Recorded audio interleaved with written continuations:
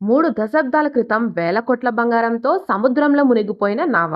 దాని జాడ కనిపెట్టేందుకు రంగంలోకి దిగిన కంపెనీ. అది 1641. అప్పట్లో ఓ వాణిజ్య నావ 42,000 కోట్ల రూపాయల నిధితో బ్రిటన్ సముద్ర తీరానికి కొంత దూరంలో నీట మునిగింది. జలసమాధి అయిన ఆ నావ జాడ కోసం ఎందరో ప్రయత్నించినా ఉపయోగం లేకపోయింది. అయితే ఆధునిక టెక్నాలజీతో నావ జాడ కనిపెడతామంటూ ఓ కంపెనీ తాజాగా ముందుకొచ్చింది. దీంతో ఈ ఉదంతం ప్రస్తుతం వైరల్గా మారింది. అపార నిక్షేపాలున్న ఈ నావను అప్పట్లో సముద్రపు ఎల్డోరెడో అని పిలిచేవారు. బ్రిటన్లో కార్నివాల్ తీరం సమీపంలో అది నీట మునిగింది. అందులో సుమారు 42,000 కోట్ల విలువైన వెండి, బంగారం దాగుంది. ఇన్ని దశాబ్దాలుగా ఎందరో ఆ నావ ఆచూకీ కోసం ప్రయత్నించినా విఫలమయ్యారు. తాజాగా మల్టీబీమ్ సర్వీసెస్ అనే సంస్థ నిధివేటకు రంగంలోకి దిగింది.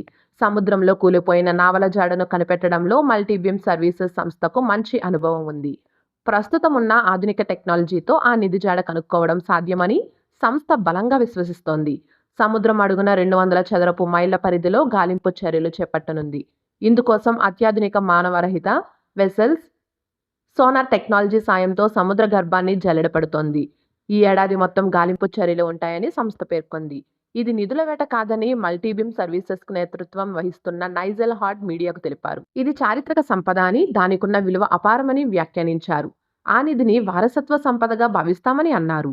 సముద్రంలోని అత్యంత ప్రమాదకర ప్రాంతంలో ఎల్డొరడో కూలిపోయిందని, కాబట్టి అక్కడ గాలింపు చర్యలు ఓ సవాలని అన్నారు.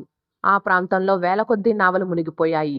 వాటి అవశేషాలన్నీ అక్కడే ఉన్నాయి. వాటిల్లోంచి ఎల్డొరడో ఎక్కడ ఉందో గుర్తించి వెలికి తీయాల్సి ఉంటుంది.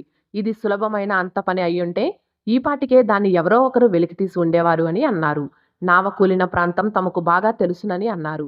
ఆధునిక టెక్నాలజీ కూడా అందుబాటులో ఉంది కాబట్టి విజయం తథ్యమని ఆయన ఆశాభావం వ్యక్తం చేశారు.